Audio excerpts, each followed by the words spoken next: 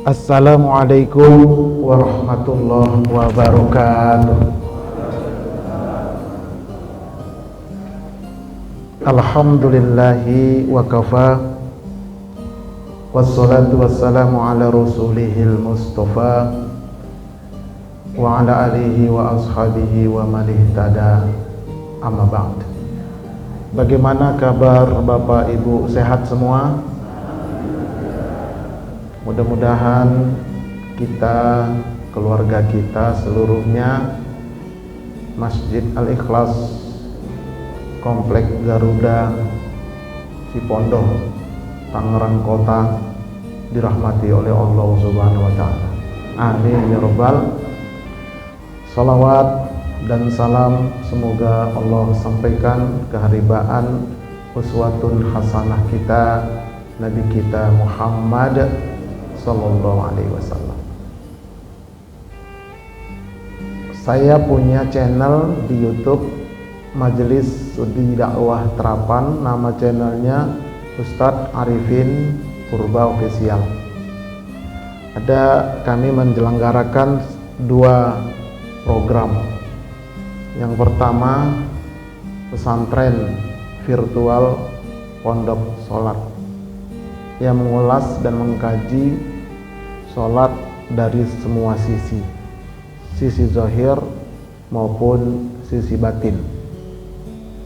Jadi ada 3 tingkatan. Ini adalah tingkat dasar. Setiap Sabtu malam Ahad, nanti malam ya, saya kirimkan linknya hari ini nanti kepada Bapak pengurus kita. Silakan yang mau bergabung, jam 8 malam sampai setengah 10, dan itu free, gratis. Ustadz, kok HP saya nggak bisa dibuka ya Ustadz? Nggak ada paketnya. Gimana bisa dibuka? Nggak ada WiFi-nya. Silakan kalau mau bergabung. Nah, mudah-mudahan ke depan nanti ada rezeki bisa menjadi pesantren faktual pondok sholat. Pengen juga sih di kaki Gunung Salak begitu. Oke ya. Yang kedua menyelenggarakan haji khusus, visa haji resmi, berangkat langsung tahun 2025. Dan saya pembimbing haji dan umroh bersertifikat asli. Kalau mau dituntut silahkan, saya tunjukkan aslinya ada. Langsung berangkat dan insya Allah aman dan amanah, insya Allah. Udah, yuk kita luruskan niat dulu. Kalau salah niat nggak dapat pahala. Capek-capek saya dari Ciputat tadi lari 100 hampir naik motor, agak terlambat dikit. Salah niat saya, 0. Bapak-bapak, ibu-ibu datang ke masjid ini niatnya salah, 0 juga. Macam mana yang salah Ustaz? Nah begini, kenapa Bapak rajin ke masjid Pak? Ikut pengajian lagi. Oh iya dong Ustaz, saya ini kan pengurus. Apa kata orang? Nah, begitu tak jadi pengurus, tak nampak lagi batang hidungnya. Di sini mah nggak ada, di Amerika. Nah, jangan itu niatnya. 0 itu. Kalau Ustadz niatnya bagaimana yang salah? Kenapa Ustadz ceramah? Iya dong, saya ceramahkan maju tak gentar, tergantung yang bayar. Wani piro sampean? 0. Kalau nggak sekian nggak mau, kalau jamaahnya nggak banyak nggak mau. Apalagi jauh masuk ke gang, ogah, itu 0 itu. Kalau begitu Ustadz bagaimana yang benar? Ini yang benar. Nawaitu atlubul ilma ibtigha'a maradatillah. Artinya, aku niat menuntut ilmu untuk mencari ridho Allah. Itu jangan lupa, itu mencari ridho Allah. Kalau ustadznya, ini niatnya, nawaitu uballighul ilma ibtigha'a maradatillah. Aku niat menyampaikan ilmu mencari keridhaan Allah. Baru dapat pahala dia. Nanti di akhirat banyak manusia yang komplain kepada Allah, ya Allah itu kan amalanku ya Allah. Ya, kok jadi patung ya Rob? Karena kamu di dunia tidak berniat. Makanya kata Nabi, innamal a'malu binniyat. Ibu-ibu pakai kerudung, niatnya harus bener, Bu. Kenapa ibu pakai kerudung? Ya dong Ustaz, ini kan kerudungnya beli di Turki Ustaz, padahal di Tanah Abang dia beli. Jadi Bu, niatnya Bu, aku pakai kerudung menutup aurat, mencari ridho Allah. Jangan lupa itu. Setiap amal apapun yang kita kerjakan baru dapat pahala. Udah. Jadi sekarang masih bisa memperbaharui niat, masih bisa, silakan. Ya, yang belum niat, yang salah niat, luruskan niat. Sengaja aku menuntut ilmu, mencari keridhaan Allah. Lanjut. Nah, ini hadiahnya. Wa man salaka tariqan yaltalmisu fihi ilman sahalallahu lahu bihi tariqan ilal jannah.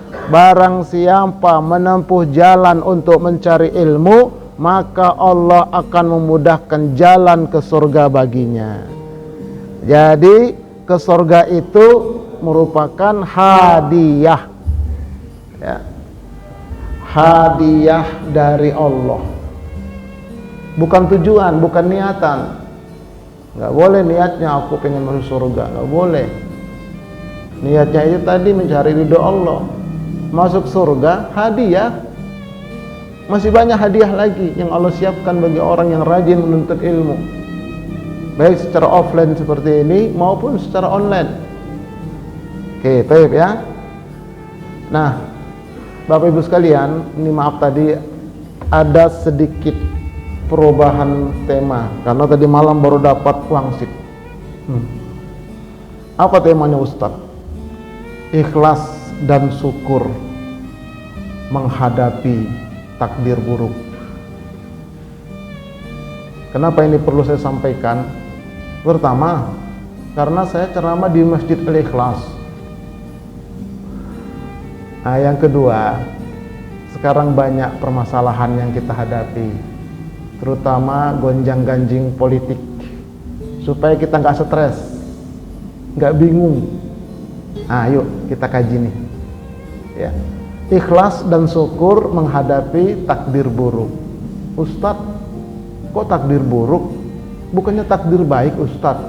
Kalau takdir baik, udah biasa. Memang kita harus ikhlas. Tapi bagaimana kita ikhlas dan syukur menghadapi takdir buruk, menerima takdir buruk dari Allah? Nah, itu yang penting ilmunya.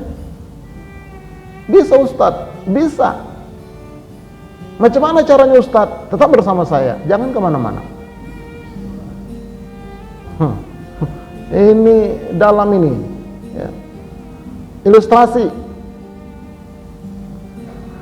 Kita janjian sama teman-teman mau jalan-jalan kemana, misalnya ke Pantai Carita atau kemana pun lah.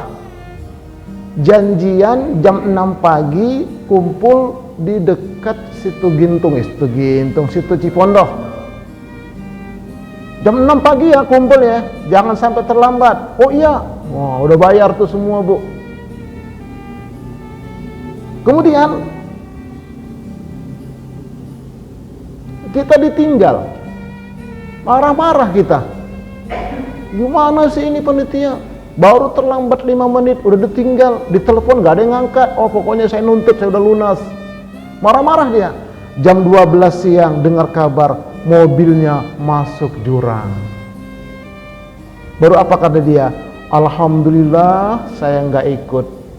Tapi belakangan alhamdulillahnya. Harusnya begitu ketinggalan, di situ dia alhamdulillah. Ya Allah, alhamdulillah saya nggak ikut, ketinggalan, ditinggal sama mereka, nggak apa-apa. Mungkin ada hikmahnya buat saya. Begitu. Tapi kita kan enggak, ngomel-ngomel dulu kita. Enggak, ini enggak. Ini jalan-jalan ini. Jalan-jalan. Kan sering kita gitu, ditinggal jalan-jalan. Atau dulu misalnya ada pesawat Sukhoi. Satu orang krunya itu ketinggalan, kenapa? Ke kamar mandi. Begitu dia keluar, mana pesawat? Udah terbang. Wah, saya ditinggal. Nggak berapa lama kemudian dengar kabar pesawat itu nabrak Gunung Salak. Nah, apa kata dia? Syukur aku nggak ikut. Nah, itulah dia. Makanya kalau kita naik pesawat delay, santai aja. Santai aja. Nah, ini penting, ini ada ilmunya loh. Ada ilmunya. Nah, mari sama-sama kita lihat ya. Ikhlas dan syukur menghadapi takdir buruk. Ada dua istilah yang wajib kita mengerti. Pertama, apa itu qada? Yang kedua, apa itu takdir? Nah, di sini banyak orang bolak-balik dia. Oh, si fulan itu kenapa mati gantung diri? Di mana? Di bawah pohon toge. Kata orang, wah itulah ditakdirkan kayak begitu. Nggak boleh. Nggak bener itu. Berarti Allah kejam kalau begitu. Lalu bagaimana Ustaz? Nah, mari kita lihat. Qada. Ini dulu. Apa itu qada? Qada itu bukan yang lompat-lompat, Pak. Nah, apa yang lompat-lompat? Nah, itu kodok. Bukan itu qada ya, Bu. Nah, qada itu adalah ketetapan awal dari Allah terhadap setiap makhluknya sejak zaman azali, ya zaman azali, meliputi baik dan buruk dan bagaimana hidup dan matinya makhluk. Nah, jadi konsep awal, skenario awal terhadap semua makhluk termasuk kita manusia tentang baik dan buruknya. Udah ada konsepnya di sisi Allah. Kitanya belum lahir. 50.000 tahun sebelum kita terwujud di muka bumi ini sudah ada konsep awal baik buruk. Artinya setiap kita ini di kodonya Allah ada kemungkinan 100% masuk surga, tapi ada kemungkinan 100% masuk neraka. Setiap kita, itu kata Nabi dalam hadis yang sahih. Kalau kita mau mengadakan perjalanan, ada kesempatan 100% selamat, tapi ada kesempatan 100% celaka. Begitupun pilkada pilpres, ada kesempatan 100% menang, tapi ada kesempatan 100% dikalahkan atau kalah. Begitulah kira-kira. Jadi harus siap-siap aja. Kenapa? Di kodenya Allah. Kita tahu, Ustaz, tahu. Dari mana taunya? Sepasang. Apa dalilnya, Ustaz? Allah berfirman, A'udzubillahi minasyaitonir rajim. Ma asaba min musibatin fil ardi wala fi anfusikum illa fi kitabim min qabl an nabra'aha. Inna dzalika 'ala Allah yasir. Likaila ta'sau 'ala ma fatakum wa la tafrahu bima atakum wallahu la yuhibbu kulla mukhtarin fakhur.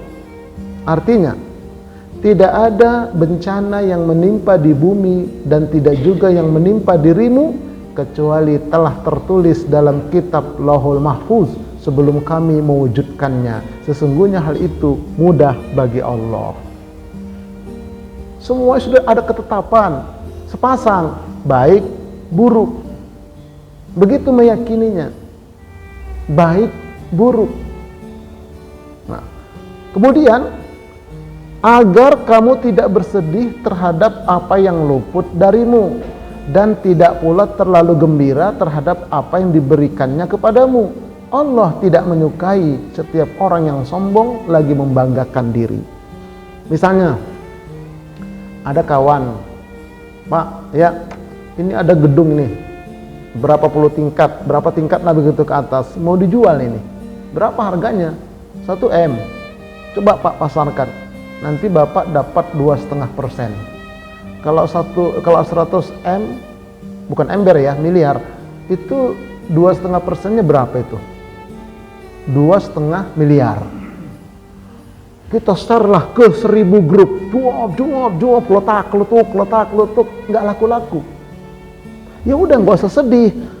Di kodenya Allah, saya nggak dapat kayak yang ini. Gitu udah cukup, nggak usah sedih. Memang kata Allah begitu. Ya agar kamu tidak bersedih apa yang luput darimu. Memang di kodenya Allah kita nggak dapat itu. Tapi jangan putus asa. Besok-besoknya ada lagi kawan. Ini ada 2 gedung nih. tolong pasarkan 2,5%, berapa harganya 2 gedung? Ya 200 M. Nggak boleh kita bilang, enggak lah, nggak bakal dapat, nggak boleh begitu. Siapa tahu di situ kodenya Allah ada. Ternyata kita share kepada satu orang, serap. Bagus ini, saya tertarik. Coba kita survei. Begitu survei, langsung deal, jadi dapat kita 5M. Nah, begitu dapat, kamu jangan terlalu girang. Wah, siapa dulu, nggak usah, biasa aja. Ya, di sononya Allah ada kok, ini ketetapan saya dapat, udah aman. Inilah ilmunya. Jadi kalau yang luput dari kita, nggak usah sedih-sedih amat aja nggak sedih. Amat biasa-biasa aja loh. Kalau kita dapat, nggak usah girang-girang amat aja nggak begitu girang. Itulah kodonya Allah itu, sepasang. Begitu pun masalah jagoan kita, mau menang mau enggak, di kodonya Allah itu udah ada sepasang itu. Jadi santai. Itu makanya setiap hari saya membuat status itu kalam sang pengasuh. Coba baca itu status saya itu. Alhamdulillah enak insya Allah. Asal yang ngikutin ya. Mana sih status Ustaz Purba ini? Ada tiap hari. Ya berapa hari sekali, setidaknya 2 hari sekali lah. Update status. Bukannya ikan goreng gurame, begitu digoreng badannya meleok. Bukan begitu. Itu pamer namanya. Jadi status itu yang membuat orang motivasi. Oke, jadi ini ya.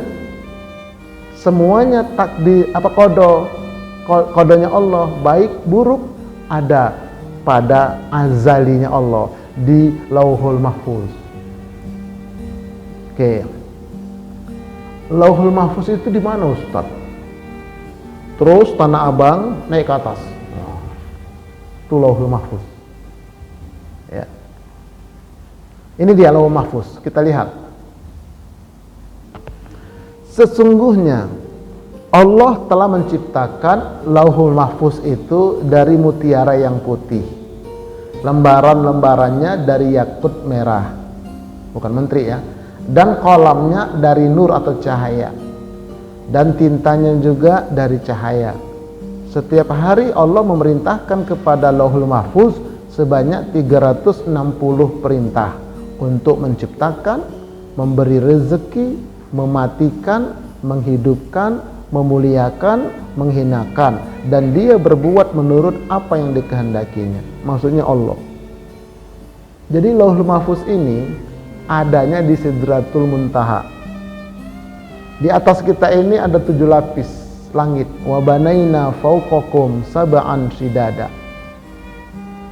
Setiap langit ada pintunya. Wa futihatis sama'u fakanat abwaba. Dibukakan pintu langit pertama, di kolong langit kedua ada bumi, matahari, planet-planet seperti di kolong langit pertama. Sampai langit ke-7. Jarak langit pertama ke langit kedua kata Nabi 500 tahun perjalanan manusia dengan menggunakan kendaraan yang paling cepat dimiliki manusia, pesawat ulang-alik. Di atas langit ke-7 ada arasnya Allah. Arasnya Allah itu ada 9 lapis. Jarak aras pertama ke aras kedua 7 kali kiamat. Di atas arasnya Allah itu ada Sidratul Muntaha. Nah di situ Lauhul Mahfuz.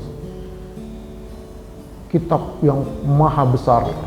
Tertulis semua di sana. Qada, takdir. Masya Allah. Nah ini wajib kita imani di Lauhul Mahfuz. Baik. Yang kedua, takdir. Apa itu takdir? Takdir itu adalah perwujudan dari qadanya Allah terhadap segala sesuatu yang berkenaan dengan makhluknya sesuai dengan sunnatullah. Nah, jadi takdir ini perwujudan dari qada. Contoh, ini kacamata saya pegang. Nah, ini ada kemungkinan saya jatuhkan, ada kemungkinan saya pegang terus. Itulah qada.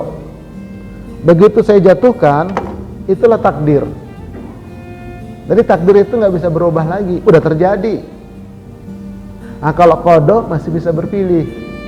Kalau takdir, itulah takdir. Segala sesuatu perwujudan dari qada itu. Apakah dia takdirnya baik atau takdirnya buruk?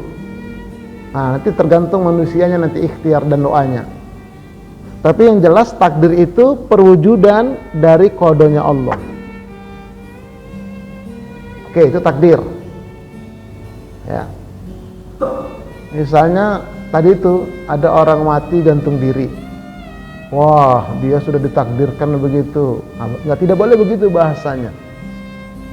Dia memilih perwujudan takdir buruk pada qadanya Allah. Nah, jadi pilihan dia itu. Siapapun, misalnya ada orang yang jadi pelacur, jadi pencuri, itu semua pilihan dia.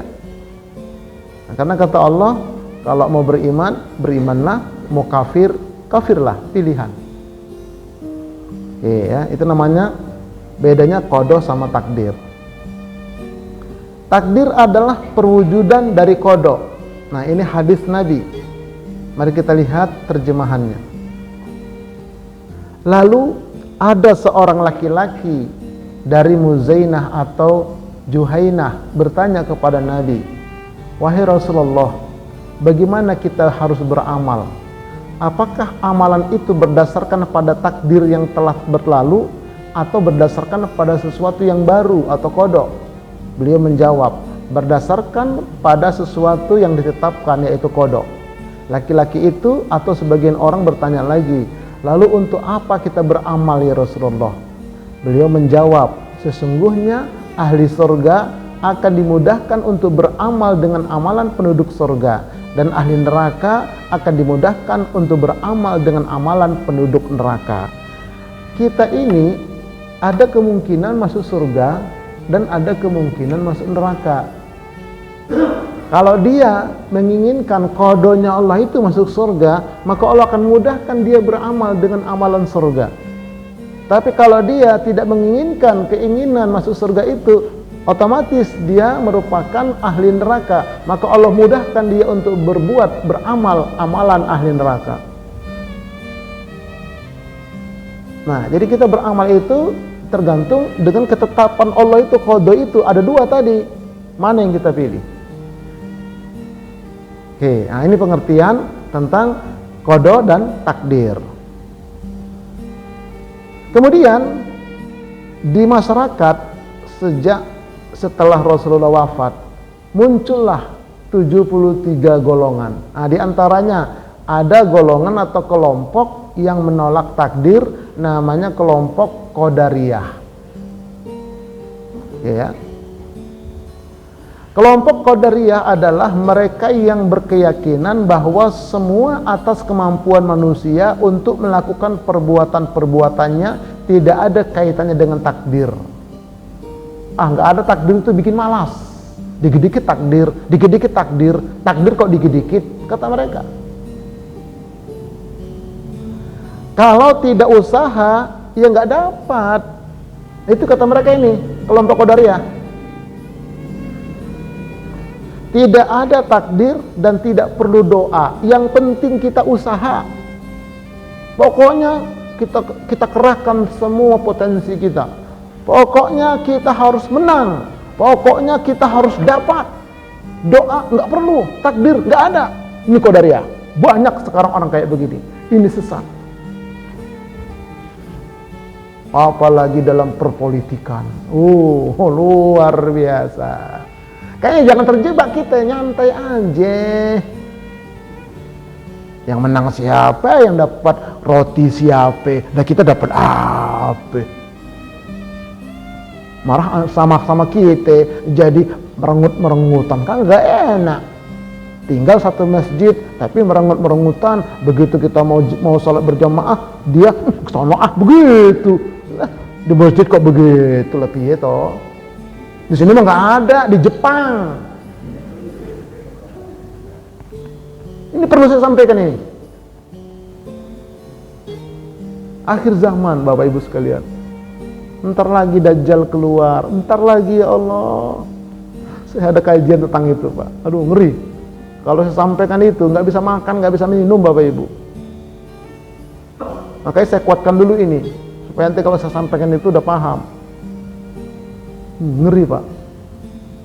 Nggak lama, Dajjal Al-Mahdi sepasang gitu. Baru nanti Nabi Isa turun. Selesai udah kalau begitu. Nah, kemudian kelompok yang pasrah terhadap takdir namanya Jabariyah. Lawan dari Qadariyah. Oke ya, kita lihat. Jabariyah adalah mereka yang berkeyakinan bahwa segala perilaku atau nasib manusia telah ditentukan, telah ditakdirkan oleh Allah, baik yang sifatnya positif maupun negatif. Tidak ada gunanya usaha dan doa manusia. Semuanya sudah ditakdirkan. Untuk apa? Nah begitu. Ini Jabariyah. Pasrah dia. Untuk apa capek-capek ibadah ustadz? Kenapa? Jika nanti ditakdirkan masuk neraka, apa ustadz bisa protes? Begitu Pak. Ada orang ngomong begitu sama saya. Ceramah ustadz ibadah, ngapain capek-capek? Kenapa rupanya Pak? Nanti kalau ustadz ditakdirkan masuk neraka, emang ustadz bisa protes? Mak, saya bilang. Ngeri kali Bapak ini. Lalu bagaimana Pak menurut Bapak? Menurut saya ustadz, biarlah saya nggak usah ibadah, biarlah saya korupsi, biarlah saya maksiat. Terus siapa tahu nanti di akhirat saya ditakdirkan masuk surga. Lama saya bilang. Ada Pak kelompok begini. Jadi dia pasrah sama takdir. Dia bilang lagi begini. Tahu nggak ustadz tuh di sekitar komplek UIN? Ya tahu. Yang jual ikan itu, ikan laut itu yang dibetetin itu, yang disiangin itu ikannya. Iya, dia itu S3 Ustadz. Iya, saya juga tahu. Nah, jadi ngapain dia tuh sekolah tinggi-tinggi? Orang dia ditakdirkan jadi tukang ikan. No, tukang somai no, S2 dia Ustadz. Untuk apa sekolah tinggi-tinggi? Makanya nak, nggak usah sekolah tinggi-tinggi nak. Kenapa? Nanti kamu ditakdirkan jadi ini mau bilang apa? Begitu katanya. Nah, inilah akhir zaman ini. Jadi mereka menolak takdir. Ya, mereka menolak usaha, menolak doa. Semuanya sudah ditakdirkan. Inilah kelompok Jabariyah. Lawan daripada Qadariyah. Kalau Qadariyah itu semua tergantung kita. Kalau Jabariyah ini, oh enggak, semua sudah ditakdirkan. Nah, lalu yang benar yang mana Ustaz? Yang benar adalah keyakinan Ahlus Sunnah wal Jamaah terhadap qada dan takdir. Nah, ini yang benar. Tapi semuanya mengaku Ahlus Sunnah wal Jamaah. Nah, itu yang jadi masalah. NU ngaku Ahlus Sunnah wal Jamaah. Muhammadiyah ngaku Ahlus Sunnah wal Jamaah. Salafi ngaku Ahlus Sunnah wal Jamaah. Wah, semua ngaku. Tapi berantem lah dia toh. Saling gontok-gontokan, saling mengklaim. Nah, nanti kapan-kapan kita kaji tentang konsep Ahlus Sunnah wal Jamaah itu bagaimana. Kapan-kapan lah insya Allah. Nah, ini kita lihat dulu bagaimana Ahlus Sunnah wal Jamaah meyakini terhadap qada dan takdir. Kalau qada sudah sepakat ulama Ahlus Sunnah wal Jamaah memang begitu, qada itu sesuai dengan firman Allah tadi.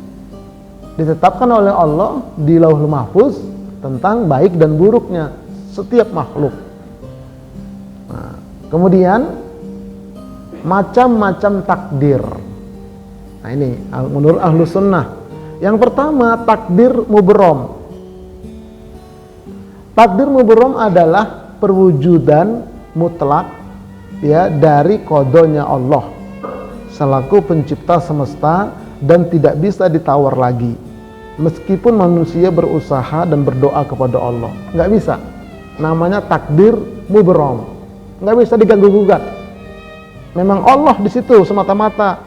Qadanya Allah itu Allah wujudkan dengan takdirnya begini. Nah, takdir jenis ini berkaitan erat dengan kelahiran kita manusia, kematian manusia, bentuk fisik bayi dalam kandungan, jenis kelamin, suku, bangsa, tinggi, rendah, hidung pesek, tidak boleh merubah takdir.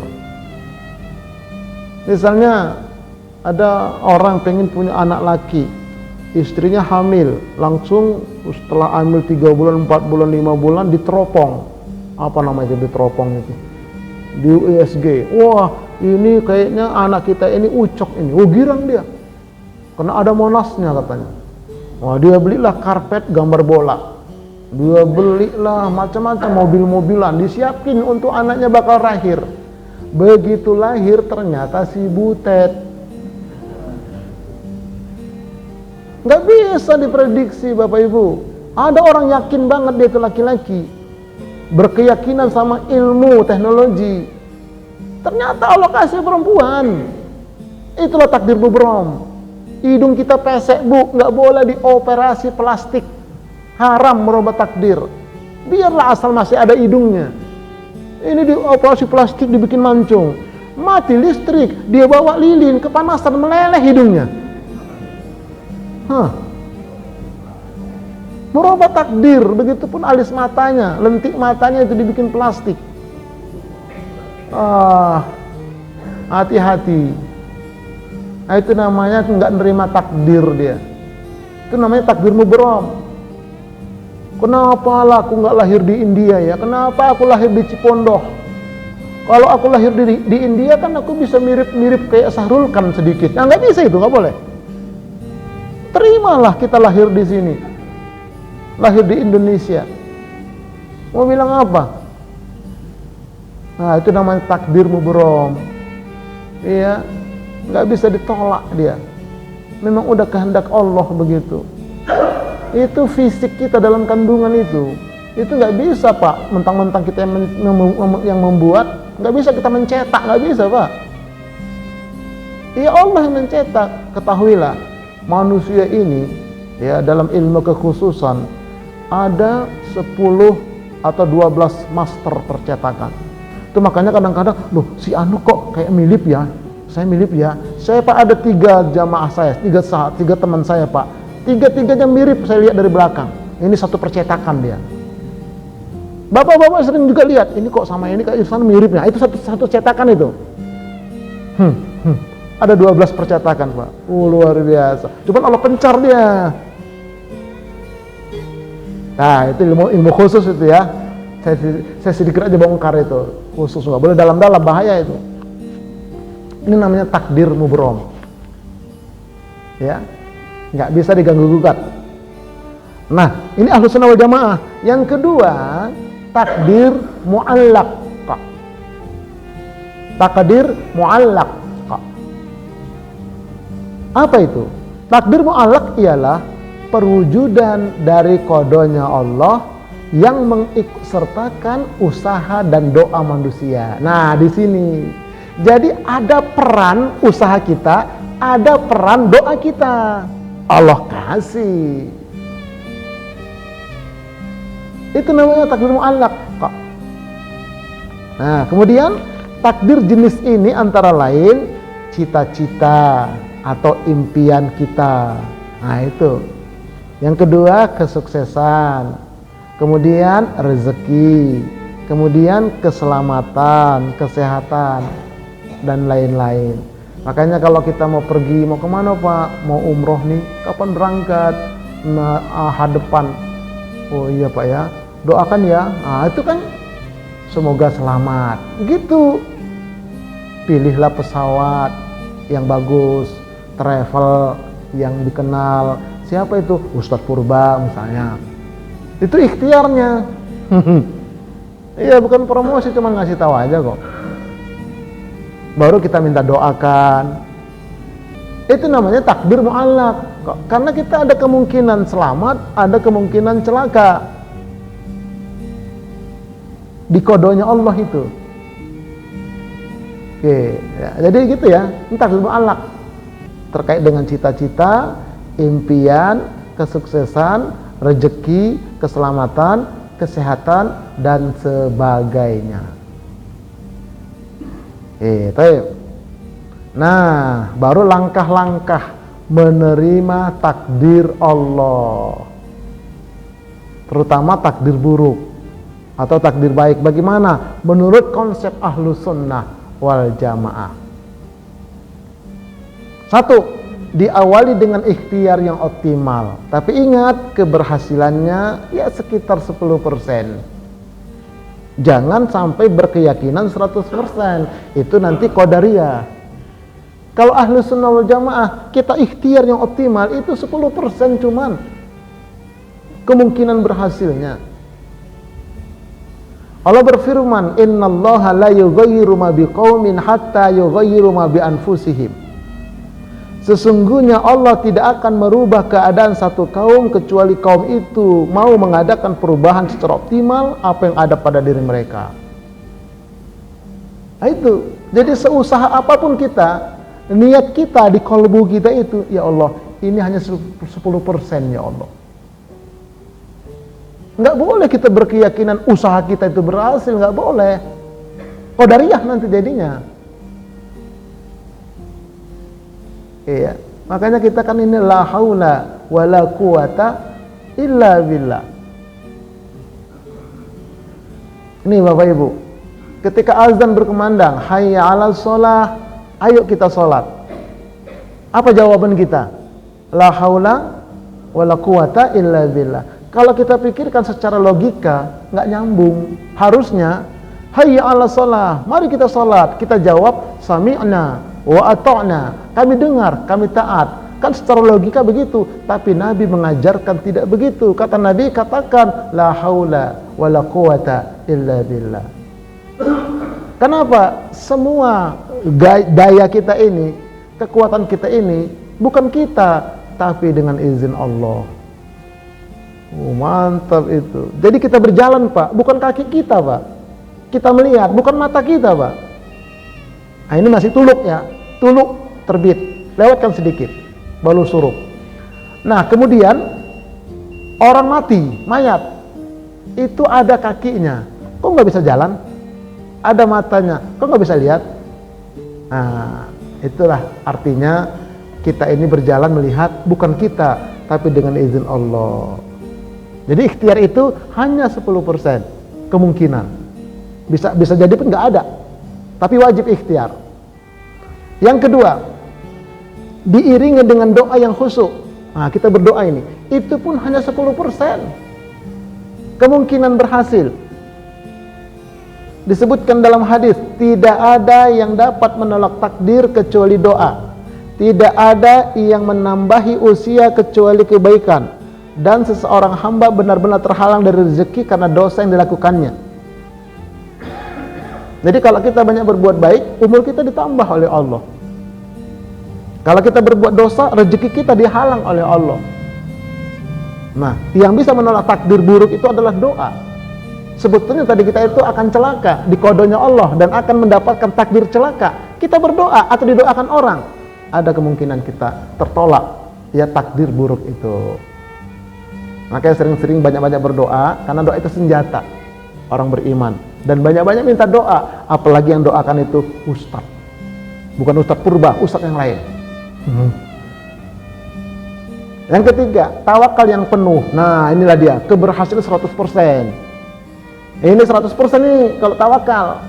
Fa idza azamta fatawakkal 'ala Allah, innallaha yuhibbul mutawakkilin. Apabila engkau telah membulatkan tekad, bertawakallah kepada Allah. Sesungguhnya Allah mencintai orang-orang bertawakal. Ini yang 100%. Kenapa? Semuanya diserahkan kepada Allah. Setelah dia ikhtiar, setelah dia berdoa. Itu Ahlus Sunnah. Wajib ikhtiar, wajib berdoa, tapi nggak ada hubungan dengan hasil. Hasilnya adalah tawakal kepada Allah.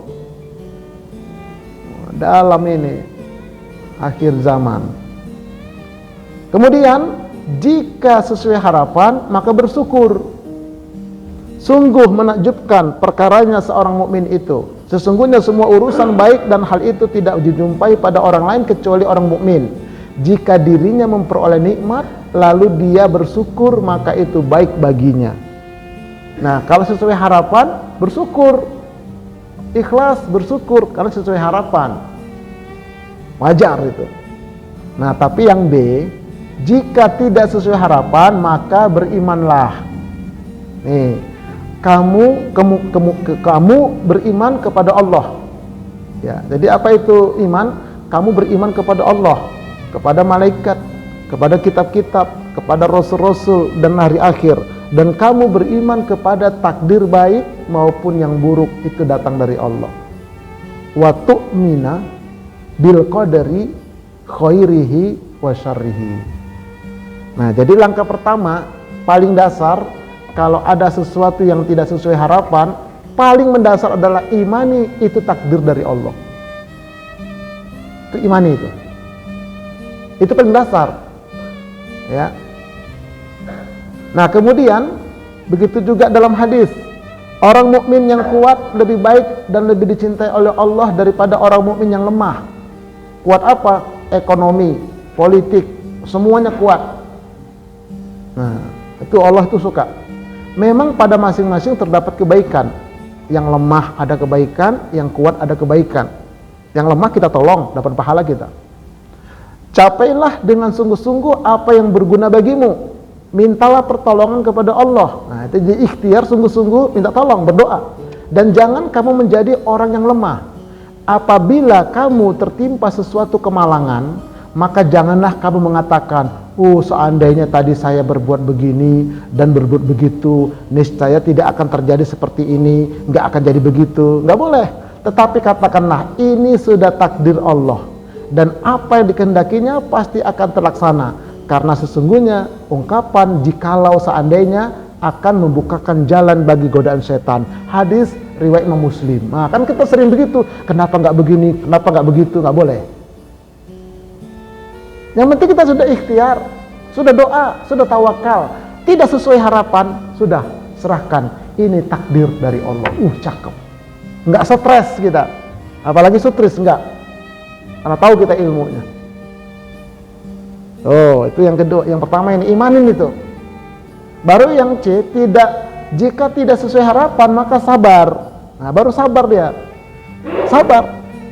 Nah, di atas sabar, jika tidak sesuai harapan, ikhlas dan ridho terhadap apapun yang terjadi. Dan yang paling tinggi adalah bersyukur atas semua takdir Allah. Ini urutannya. Yang pertama tadi, imani itu takdir dari Allah, baik buruk. Yang kedua, bersabar atas takdir buruk. Yang ketiga, ikhlas dan ridho atas takdir buruk. Yang keempat, bersyukur atas takdir buruk. Seperti tadi mau jalan-jalan, kita ditinggal. Di awal kita bersyukur, pasti ada hikmahnya di balik ini ya Allah. Begitu. Bersyukur hamba kepadamu. Makanya kalau nggak tahu ilmunya berat, stres akhirnya. Terkait dengan politik. Nah, ini. Jadi Nabi itu memprediksi ada 5 fase politik sampai turunnya Al-Mahdi dan kiamat. Fase pertama adalah fase kenabian. Ini dia yang digarisbawahi an-nubuwah. Takunu an-nubuwatu fikum masyaallah an takun tsumma yarfa'uha idza syaa yarfa'aha.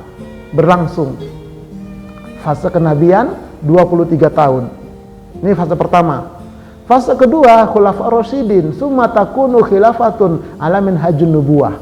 Para sahabat-sahabat Nabi. Ya. Ada 5 khalifah itu. Abu Bakar, Umar, Utsman, Ali. Yang terakhir adalah Hasan bin Ali. Cuman 8 bulan dia memimpin, dia serahkan kepada Muawiyah. Kemudian adiknya Husain protes, diundang ke Kufah, ya, di Irak, sampai di sana dibantai di Karbala oleh orang-orangnya Yazid Muawiyah. Itu fase kedua. Fase ketiga kata Nabi adalah raja yang menggigit, tsumma takunu mulkan addon. Inilah Bani Umayyah, Bani Abbasiyah, sampai kepada Turki Utsmani. Itu dia raja menggigit kursi.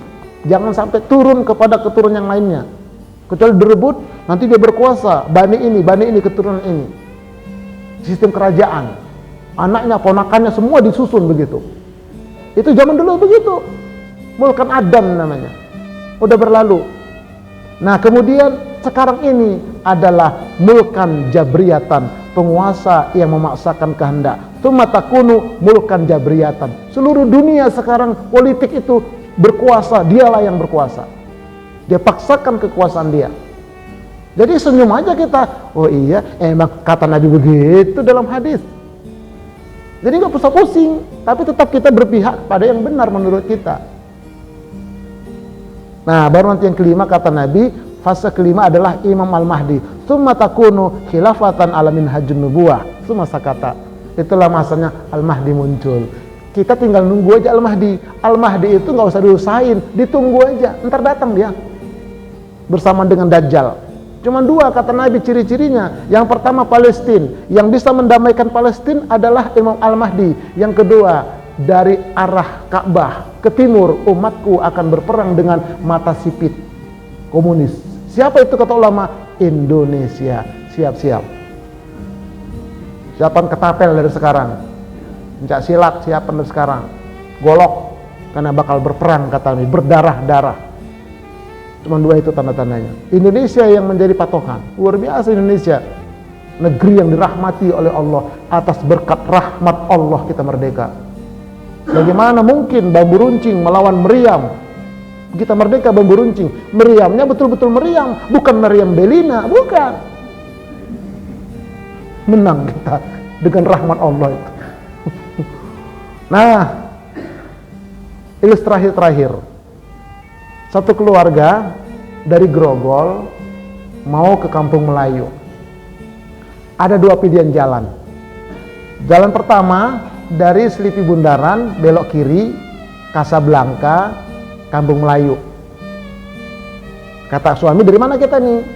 Dari Kasablanka atau dari tol Selipi, Kondak, nanti Gelael keluar, terus Otista belok kiri.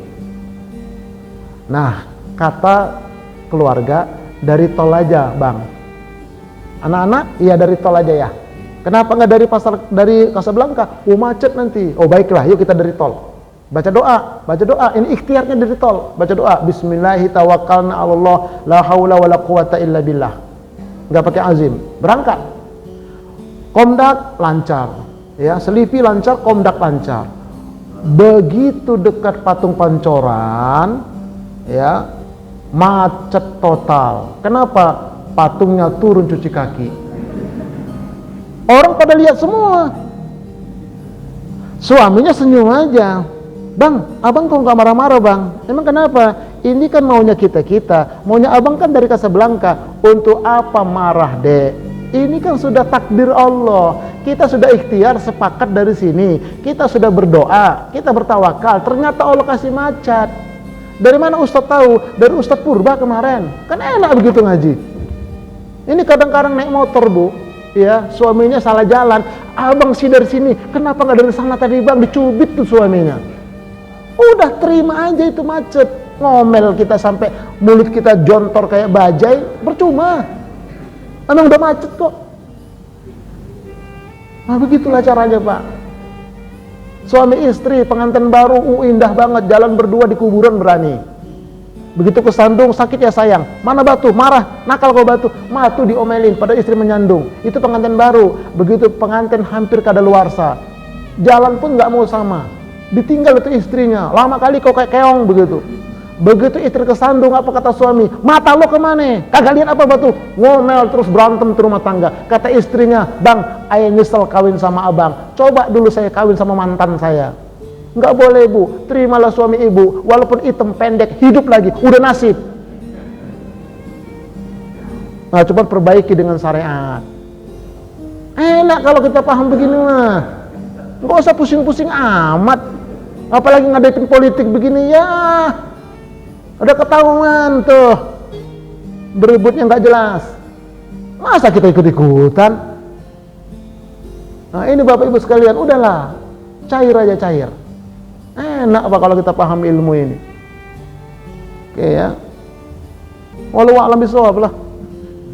Ngaji itu pak, biar pendek, masuk semua enak daripada panjang, masuk separuh. Nggak enak. Ngaji ya.